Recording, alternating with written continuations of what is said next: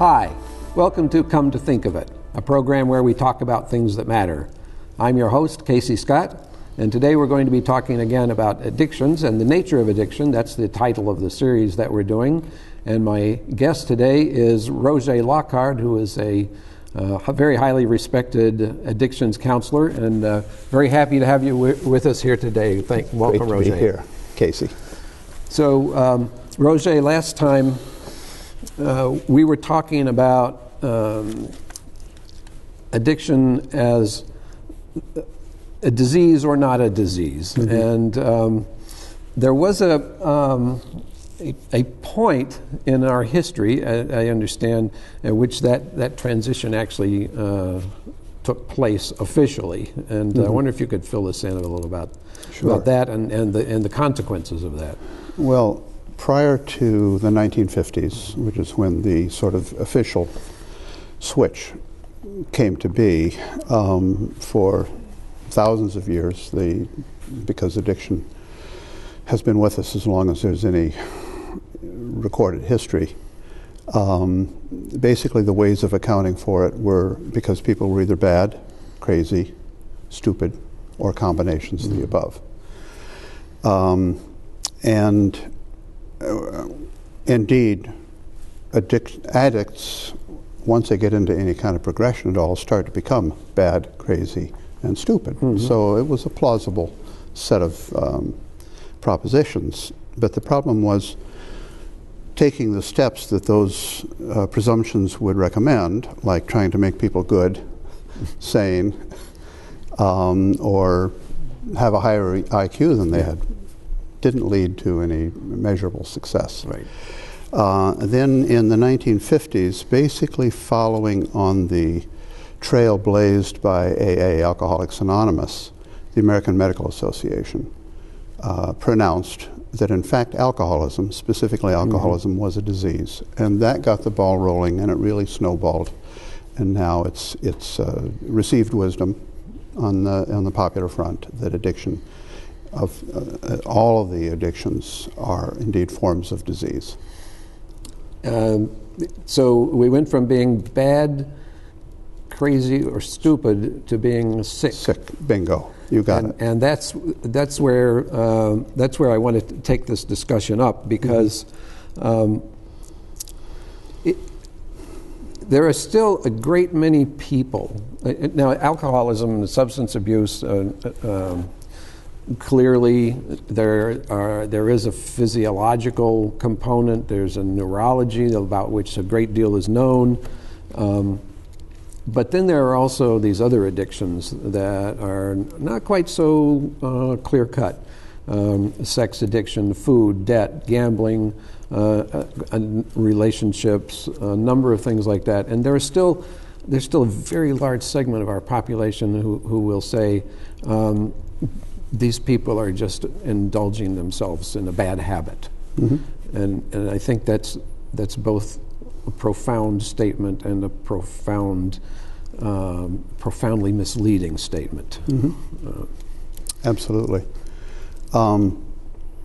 Before I take that wide path, though, let me just mention that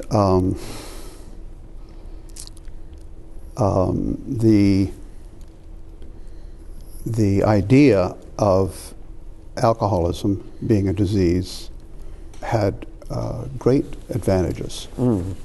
Whatever its conceptual errors may include or consist of, what it did was that it allowed us to start thinking about regarding people exhibiting the symptoms of this disease with compassion and systematic care. And a great many thousands of lives have been saved, probably hundreds of thousands, and in no small measure due to the fact that insurance companies will foot the bill. Sure. Now, that hasn't been an entirely benign storyline. No, but it's a great improvement from considering the alcoholic to be a moral degenerate. It's a huge improvement, and it turned into a bit of a cottage industry for a while there, some decades past. But be that as it may, It is useful, however we arrive at the inclination to treat one another more humanely. It's a good plan. Yeah. But your point about what might be called the non-chemical addictions, Yes. is very congruent with really what got me going in deciding to go public with my own long-term reservations about the adequacy and the efficacy of the disease, what I called the last time we talked, label. Because it is in 1973 when I started paying attention to these things as a result of my own hitting bottom, already it was epidemic, and by it I mean the non-chemical kinds of problems. And there was a literature out there already about that. There were books about people being addicted to romance. Patrick Carnes was around then, I believe. I don't know if he was, but there was another gentleman whose name escapes me right this moment who wrote a very useful book about love addiction. And so, people have been kind of onto this, and the idea of addiction has been bandied about in a kind of a loose and casual way, but often really quite aptly, for a great long time. But what has happened is that addiction has become not merely a feature, from my perspective, not merely a feature of our society, but increasingly the central organizing principle. And that is dreadfully ominous for the future of society and even for the future of our globe. We probably won't try to get into that today. No, but it has those ramifications. In the meantime, what has happened is that addiction has become, well, you remember that we used to talk about in the 1980s, a couple of women, again their name escapes me, wrote a book called The Elephant in the Living Room, a book about four young people who were growing up in families where there was alcoholism or drug addiction. And they were taking an old phrase, I think originally British in origin, the elephant in the living room, which originally meant something so obvious that you couldn't possibly miss it. And they were saying, well, in this case, actually, it's a kind of a screwier situation, because even though there is an elephant in the living room with all the implications that you might imagine, there's a family rule that we can't talk about it. We can't admit that there's an elephant in the living room. Okay. Or it's so obvious that you don't even notice it. Well, that certainly happens, but this particular book was to try to help young people who were noticing it and were wondering why nobody else seemed to be noticing it. But there was this kind of like, So, and that image got picked up because it was very insightful and very useful to help kids, go past this denial and say, yeah, there is an elephant there, and here are some of the things you can do to take care of yourself and call other people's attention to the elephant and so forth. And the image became so well received that other areas of society began to co-opt that figure of speech. Conspicuously, not exclusively, but conspicuously economics, as our economic situations seem to become ever more precarious. And people were in the meantime, no, everything's going to be fine, just keep buying stocks and spending money and it'll be fine. And the environment. And they were frequently using this elephant in the living room expression. So what I observe now is that, well, first of all, I should say that from my perspective, again, both the economics and the environmental misfortunes have everything to do with the addictive process.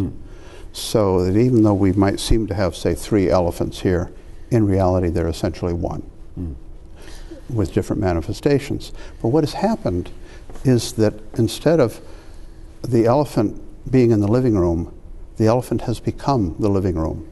The elephant has become the room in which we live. We live in a context that is so addictive that that's what we inhabit.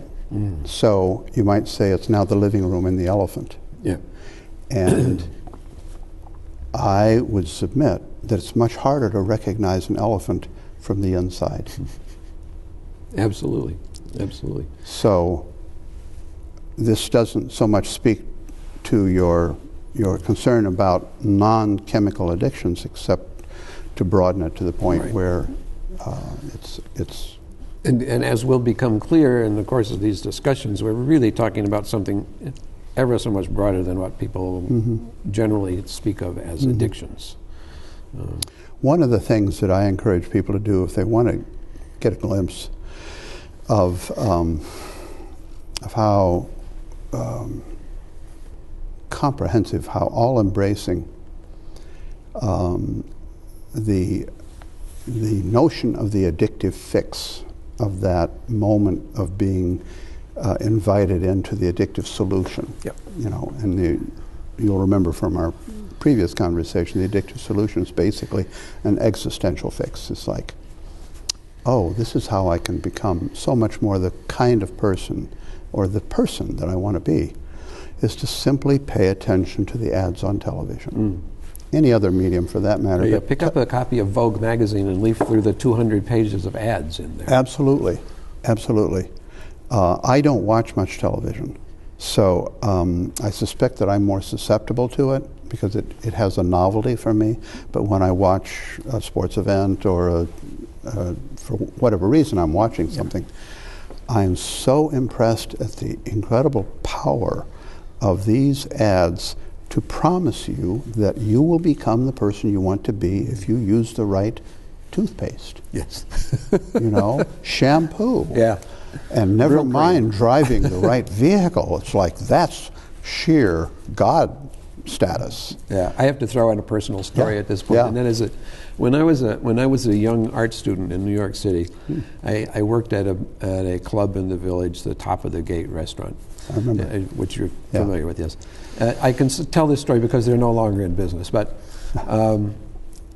I was so enamored of the place and the people and the jazz and the musicians. And it was just the ultimate in glamour for That me. was the 60s, you said. This was 69. Yeah. And I came in one day and I was the first bus boy in, so I turned on the lights and a rat ran across the floor. And I was horrified. And I went to the manager and I said, there was a rat in here and he just laughed at me and he said, Right. there is no restaurant in New York City that does not have rats. Right. And I learned in that moment what a thin veneer glamour is. But I am still susceptible to it. Yeah. That knowledge does not protect me from the desire I have to experience this glamour and participate in it and to bathe in it, you know. Well, it sounds like you're taking us back or inviting us back into the part of our conversation last time where we were talking about yearning. Yes. And how yearning for fulfillment is, from my perspective again, the very centerpiece of the addictive event. Yeah. And if we can find something that gives every indication that it will take us into states of fulfillment expeditiously, of course we go there. And I think it is possible to observe the arc of human history as a gradual crescendo. It's a classic hockey stick, of course, that we're hearing about in terms of global warming and economic, everything else, yes. so forth and so on. But in this case, it's the idea of how many aids, if you will, or evident or seeming shortcuts does one encounter over the course of a lifetime, or a year, or a month, or a day, or an hour. And these days, our citizens and I find myself thinking especially of our young people, are encountering more invitations into magical transformation in an hour than I think 1,000 years ago Sure. an individual would encounter in a year. Yeah, absolutely. Possibly longer. And all you have to do is turn on a computer. What are they or called? Whatever other device you have. The screen children, isn't that what they're calling them? Something I haven't like heard that. But why not? Yeah, I think that and all at once. Sure. The iPhone and the iPhone, iPad, and the television, and probably some that I'm not thinking of. So, the fulfillment thing. I want to just indulge me, please, for a moment. I want to read a piece. This is a memoir. This article is a memoir written by a writer who was dually addicted to cocaine and the video game Grand Theft Auto, which is probably, I'm no expert, that's probably the most addictive video game there is. And you probably haven't seen the more recent ones. Oh, okay. Well, I haven't seen any of them because I purposely avoid video games because I don't want to spend the rest of my life playing Grand Theft Auto. But I think the fact that these programs are so addictive is really a sign of the genius with which they are created. But in any case, I want to read just this little bit of description of this writer's relationship to cocaine. He says, cocaine has a reputation as aggression unleaded, largely because many who are attracted to it are themselves aggressive personalities. The reasons are as cultural as financial. What cocaine does is italicize personality traits, not script new ones. In my case, cocaine did not heighten my aggression in the least. What it did, at least at first, was to exaggerate my natural curiosity and the need for emotional affection. While on cocaine, I became as harmlessly ravenous as Cookie Monster. This stage, lamentably and predictably, did not last long. Doing cocaine for more than a couple of days is like falling in love with someone who is attractive, friendly, adoring, devious, manipulative, evil, and congenitally incapable of loving you in return. But this person makes you feel so unnaturally good, and this person feels so unnaturally good that you accept this as a fair bargain. When the deal you make with cocaine sours, and it will, your mind is as empty as a pasture, your basal ganglia shredded. You are now the moon to cocaine's sun. With it you are bright indeed. Without it you are nothing more than a cratered rock stupidly afloat in space. You want to glow again. You do more cocaine. You do not glow. But you do feel somewhat normal. Soon you are doing cocaine not to feel radiant, but to feel like yourself. Cocaine is no longer the sun, but a hangman, and this is how his noose tightens. And around my neck the rope tightened more quickly than I could have imagined. Now that, to me, is a great and succinct summation of the course of addiction. Right. And what I notice about it is all the way through, he's talking about these longings. He's talking about fulfilling his own desires to be curious or whatever it is, to have this glowing relationship. All of these things are innate desires, or longings that we have. And so that's a marvelous piece and tremendously evocative. It brings up a number of things, and I should have taken notes because I don't want to miss any of them. But one of the things that I note is that it is a rich exemplification of the tendency of addicts to personalize that which they become addicted to.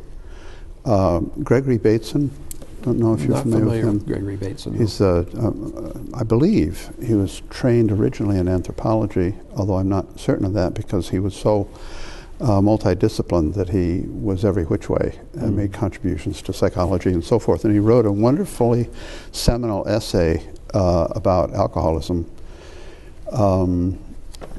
the title of which escapes me, but it's Toward a Theory of, it's in a collection of essays called Steps Toward an Ecology of Mind. And then this essay is, I think, Toward a Theory of Alcoholism. That's a part of the title. But he poses a wonderful question in there. He says, in the epistemologically unsound statement, "I will fight the bottle," what is presumably lined up against what? Yes. Yeah. But of course, this really is what happens because I, as you will remember from our last conversation, use the word technology somewhat reluctantly, but because it's the best language that I can find to sum up all of the different modalities that we use. The chemical ones are the conspicuous ones that get all the press and all the attention and so forth and so on. But the chemical ones are not even close to being the worst. The addictions to food are very much in the running for first place, but addictions to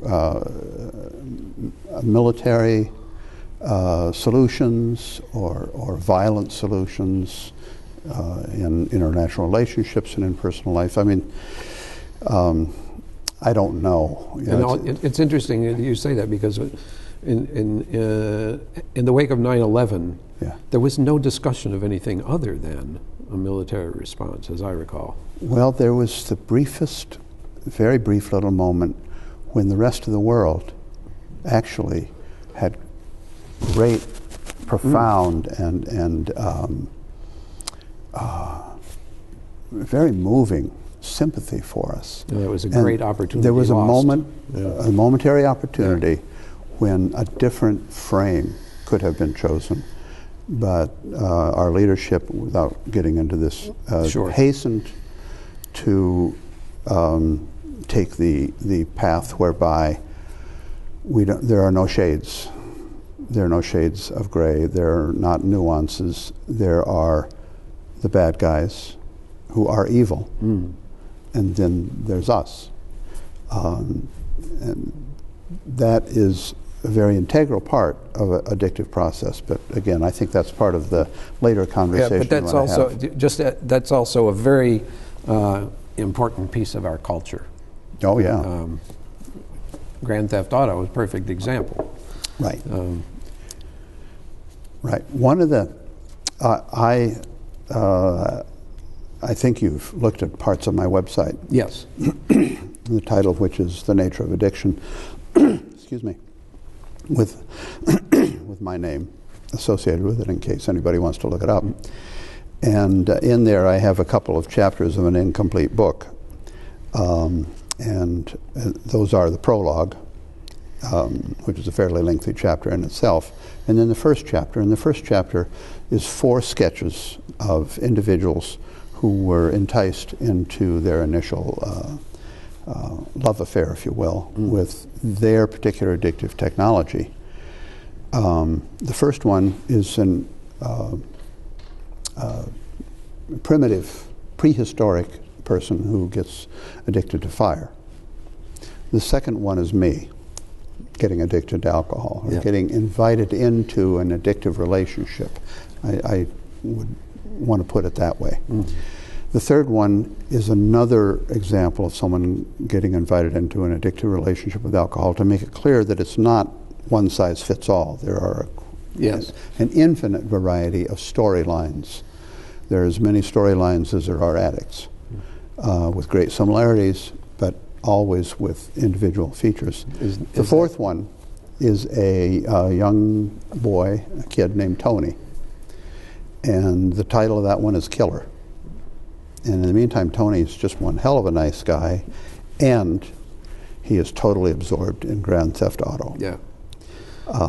And the way I researched this, Casey, was I played Grand Theft Auto. I borrowed my stepson's Grand Theft Auto, and I played it. You're a braver man than I am. Or more foolish. I played it for about 2 weeks. That is to say, 2 years, or was it?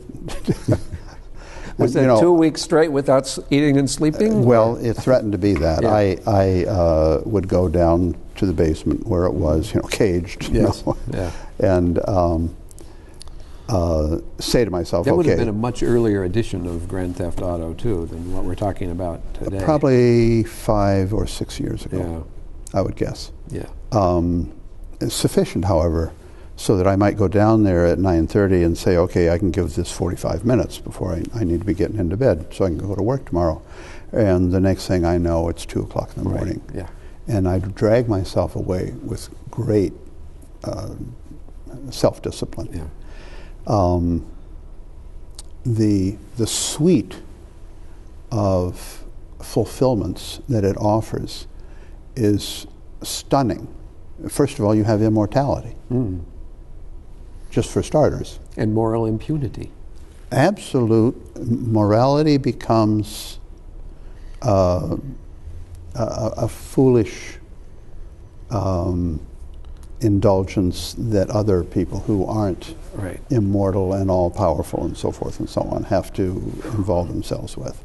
So, in any case, this all started because I was remarking that there's really nowhere we can look these days without finding the presence of addiction very prominent in our political processes, in our a great many of our religious institutions and activities. Christmas, vastly addictive. Oh, sure. And not merely addictive for the individuals, but addictive for the society. We hear the news reports saying, essentially, you know, if we don't sell enough this Christmas, then society is going to go into withdrawal. Absolutely. Mm-hmm. And they're not kidding. So, Frightening. That's a frightening picture. So, Casey, one of the things that I'm constantly wrestling with is the fact that on the one hand, in its essence, I find to be addiction to be, forgive the phrase, idiot simple.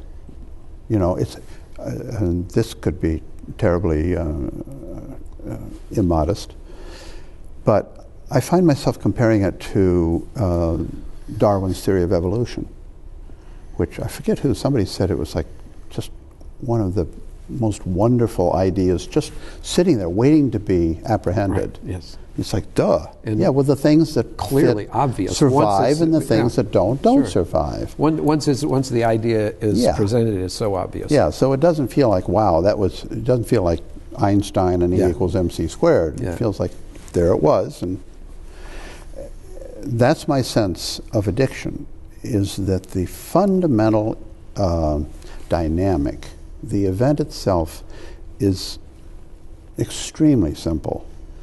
The problem is the manifestations of it are, as I was saying before, as complex and multitudinous as the numbers of people, and I will say entities, because it's not just people. Yes. It's families and communities and corporations and nation states and so forth. And so when it manifests that broadly with that greater degree of variety, people want to reduce things down, and they want it to be a chemical. They want it to be a genetic component or something like that. And if we broaden the focus enough, we don't need it.